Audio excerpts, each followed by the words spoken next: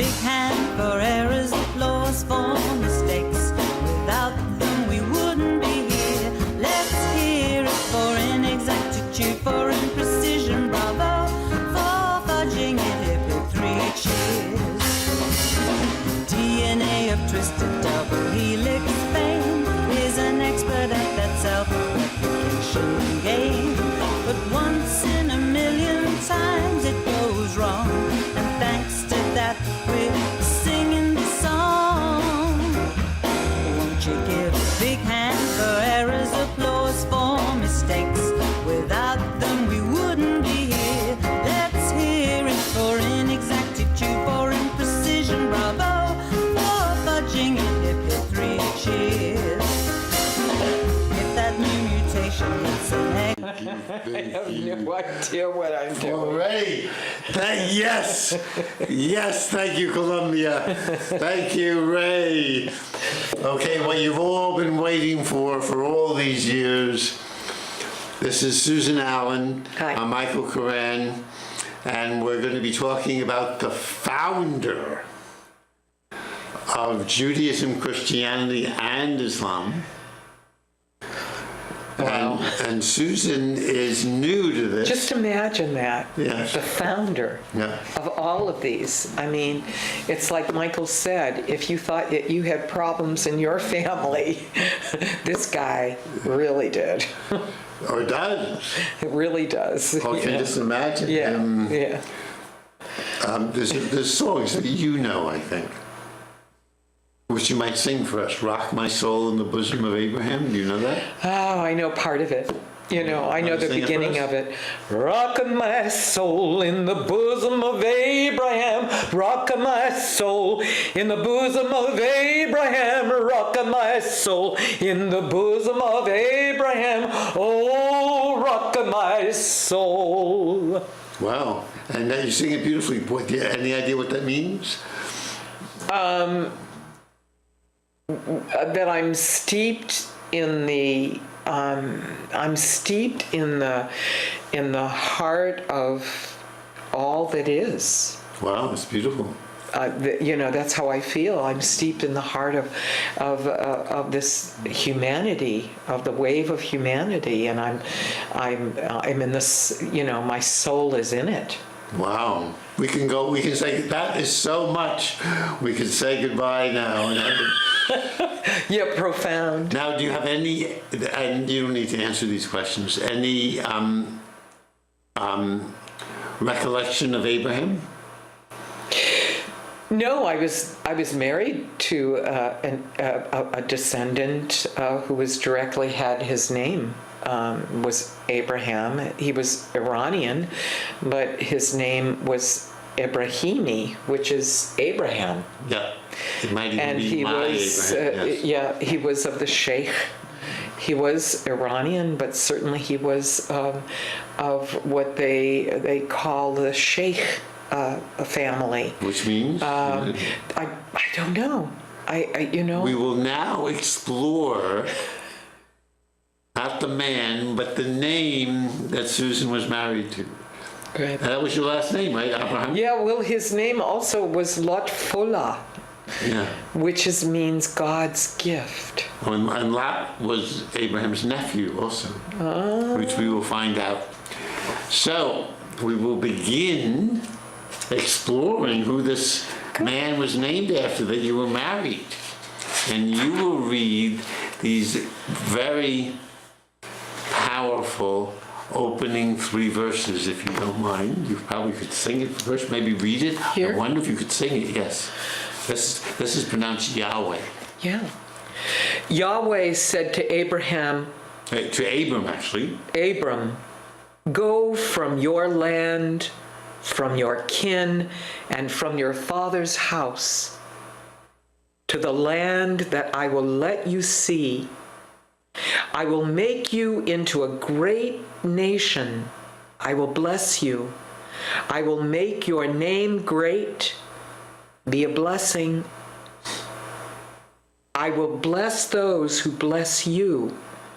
He who dooms you, I will curse.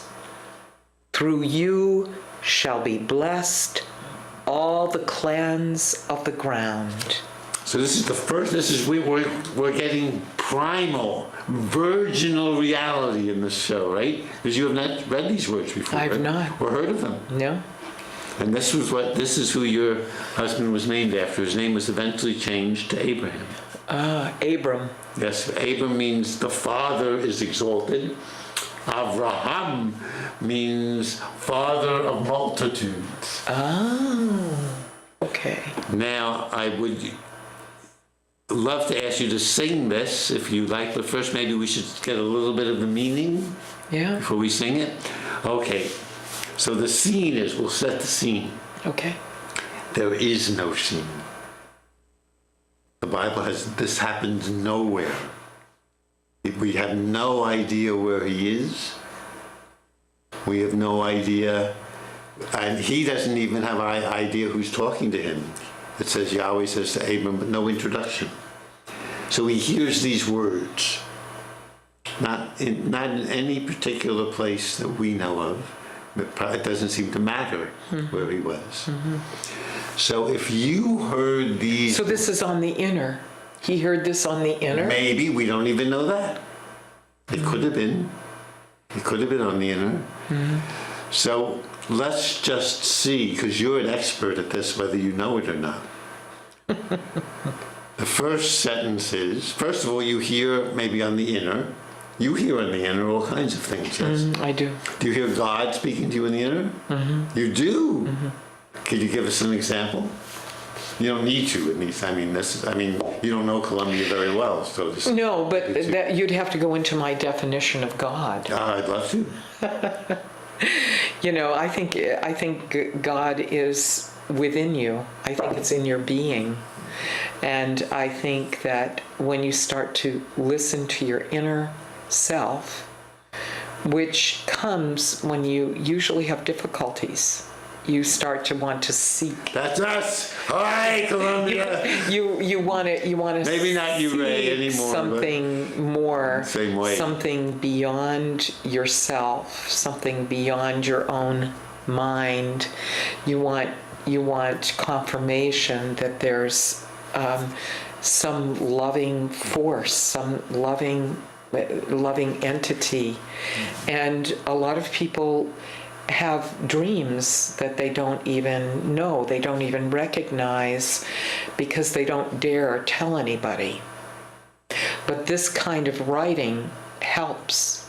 This kind of writing helps because they can confirm, oh, my father died and I got this dream inside of myself. And so something like this writing can confirm, oh, yeah, maybe that's true. Instead of being terribly frightening, there's a confirmation of like-minded, like being within this. So that's wonderful that this was written down. What do you mean by light being or light being? Like there's a confirmation of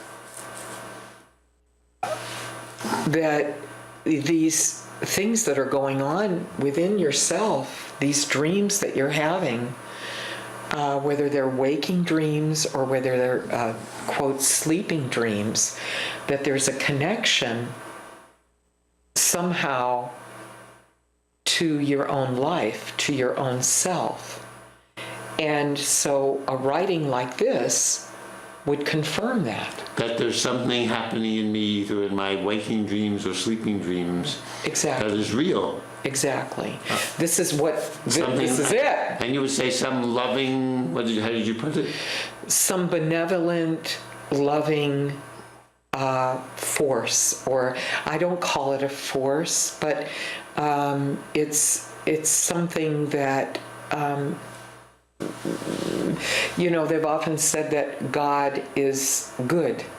I mean, there's a saying that God is good, and the force of good, or being good. Wow.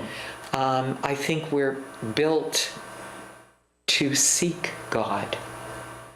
I really believe that. And it's not necessarily a being in the air, but it's something in all of us. Yes. Exactly.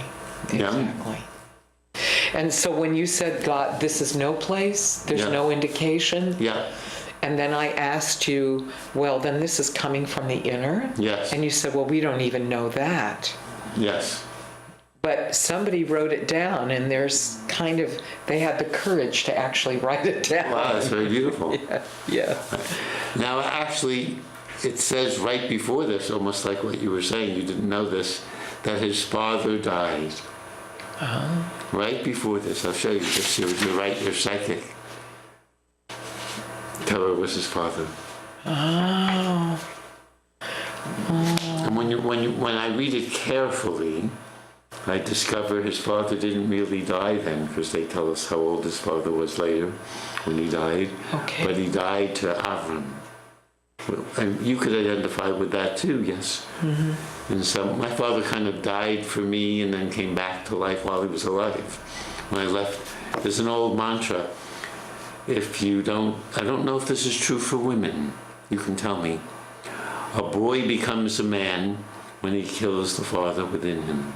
I just heard that. I might have told you that also. Is this true for women? And mothers? Or fathers? No, I wanted to kill my mother. I wanted to kill her. Yeah, I wanted her. I could not kill that connection, and I couldn't go to Europe and sing because of it. Ouch. Yeah. So you understand. Yeah, So you need so I to do that. understand. I mean, I thought that she was stopping me from proceeding in my life because of her negativity. Were you ever able to kill the mother within? Or? No, I had, it was like an umbilical cord that I was tied to her, and I wanted it to go away. Have you done it yet? Yes. You have? Yes. Haven't? Yes. Well, I had to say, I don't care if you live or die. I have to live my life the way I see it. Was she alive when you said this to yourself or to her? I said it to myself. I mean, I didn't dare say it to her because deep down inside, I think she was extremely shy, and she made believe that she wasn't. Can anybody relate to that? Yes. Who would have guessed? Yeah, she was actually really afraid, but she had to put on this persona. Yes. That she wasn't afraid. Let's hear it for personas. Mine has got me to at least here. And because of that, she acted in a way that was injurious to all those around her. Can you relate to that? Yeah, well, no one's perfect. Everyone has a little flaw. We all. Like me forgetting my eyeglasses with all these lights on. Oh. Okay, so here he is nowhere. His father has done exactly what you did with your mom eventually. Mm-hmm. I also stopped talking to my mother. I said for 4 years. And then I'll be back. That helped a lot. I got married during those 4 years. I met my wife to be during those 4 years. Wow. So it does help to break free. An awkward way as they did it. Well, what are you going to do? There's an elephant in the room and you have to live your life, so you lop over it? Do you go under it and get crushed, or do you kind of sidle over? But there's this elephant, and it's called your mother's kind of ego or her personality, and she is filled inside of you, and you're trying to live every which way, but all of her feelings are in you and all of the trauma that she's given you, and so you're trying to live your life, and it's kind of like walking forward with the emergency brake on. You know what I mean? Well said. You are so psychic. I promise you, she has never seen this. Look what the next line is. Go from your land, from your kin. Is this what you were saying? And from your father's house. Or from your mother's house?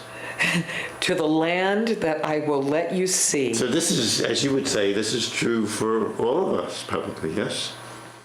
Yeah.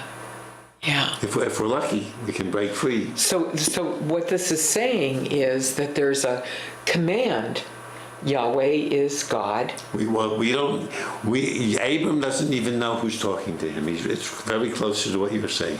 He hears this within or without, it doesn't really matter. So he hears this. Mm-hmm. He's not told this is God either. I mean, we readers are told that, but he's really with you. Who's telling this? That's a great question too. Some people think it was a woman in the house of King David who wrote down Israel's history. Oh. So that's what I sense. One of the names of God in this story is El Shaddai, which means the power of my female breast. Oh. So I think it could have been a woman writing this. A very subtle, who I love, very subtle. Look, what you do too. Look at this great beginning. Yeah, as you wish. This is a surprise party for Susan. She didn't realize we're reading her autobiography. Go from your land, from your kin, and from your father's house to the land that I will let you see. With both of us, it's Cambridge at the moment. Although I went to Israel for 3 years. Oh, you did? Yes, in part inspired by this. And then it says, I will make you into a great nation. What does that mean? What is that? Oh, you asked me first. Yeah. Well, on one simple, there's in Jewish tradition, there's 4 ways of interpreting a story like this. One is the simple way. One is called the midrashic way, where we just connect it to all the other stories told about this one, and the whole Bible. One is the philosophical way, as you might have been doing, and the last is the mystical way. And those are 4 different ways. Oh, like the Kabbalah? Yes, 4 different ways of interpreting. So we can start with the simple, I will make you into a great nation. On one simple level, especially if this was written during when David was king, they were looking at their history, and they wrote about this man that lived maybe 700 years before, like we might be writing about George Washington, which is just 200 years before. Mm-hmm. But, we create these stories like, I cannot tell a lie. And so, but this is probably a nation, a growing nation, Israel, looking back at Abraham and saying, maybe he heard it. He heard that I am going, you feel that as an opera singer. I want to create, I feel that, I want to create a community of friends. Mm-hmm. Or bigger and bigger. I'd love it to keep growing. Mm-hmm. And some people like Donald Trump and Bernie Sanders want to create more than that, and Hillary. Mm-hmm. What about you? I will make you into a great nation. I mean, you did want to be and are a wonderful singer. Well, it says, I will make you into a great nation. So how that makes me feel inside is that it fills me with this power, or this, I wouldn't say it's love that it fills me with. It fills me with a promise, like a promise that I'm going to become great. And the nation, for me, is within myself. The parts of myself will come together, and I will be made into this nation, this greatness. That's how I feel that it is. I love that. And because afterwards it says, I will bless you. Yes, but we'll hold one moment, although we're giving away coming attractions. We wanted to keep Columbia watching. I hope there's more Columbia than these. Okay, but because Great Nation, I think for me, and from what you've told me, I think you want to be, or you wanted to be a singer, yes, in Europe. You just said your mother kept you from going. So that's more, I mean, I did go eventually. but that's more than just you.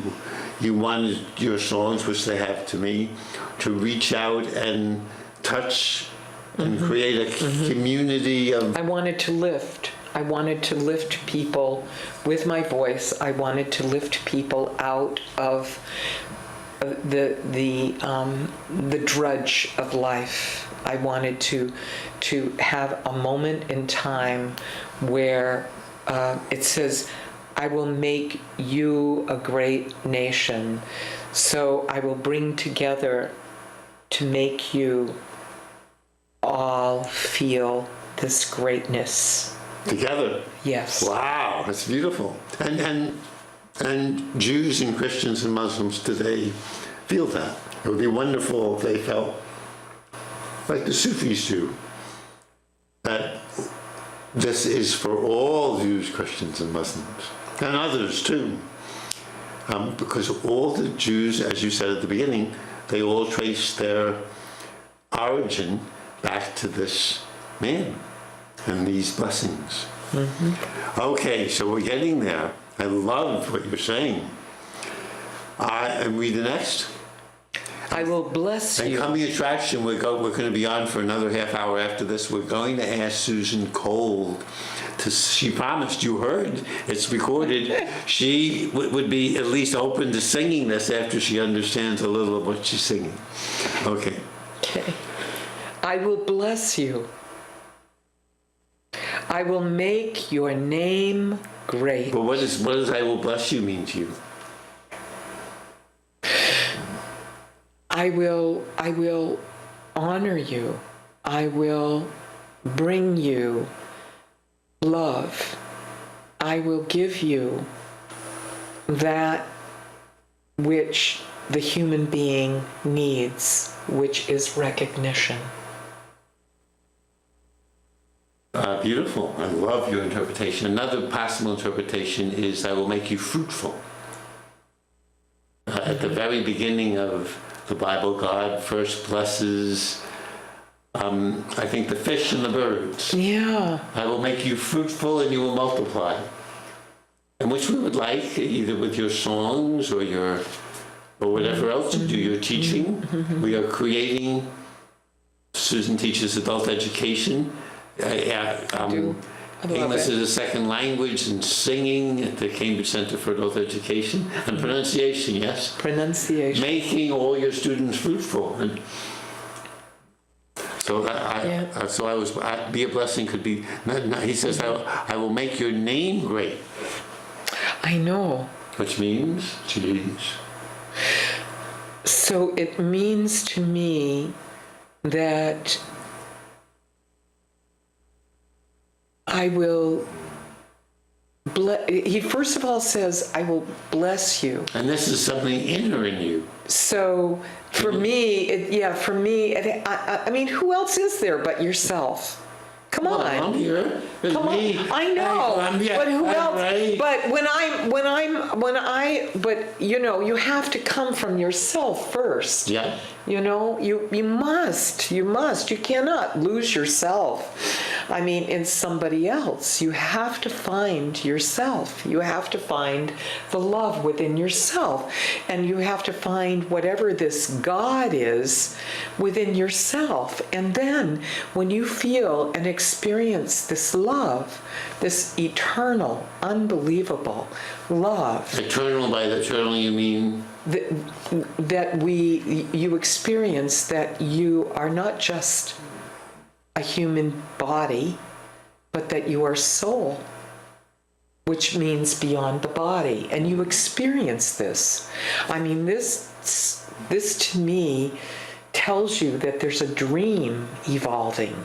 This whole section to me tells me that somebody's telling me something. Yahweh said to Abram, well, who is Yahweh? What is that? Is it a dream? Is it a person? and we're imagining that there's somebody talking to somebody, saying something to somebody, and that they're paying attention to Abram specifically. But it's written down like they want you to pay attention to it too, also. I mean, otherwise they wouldn't do that. Or she, as I like to. Or she. Yeah. And then she's making a command, or he, or this voice, go from your land, from your kin, get out of here.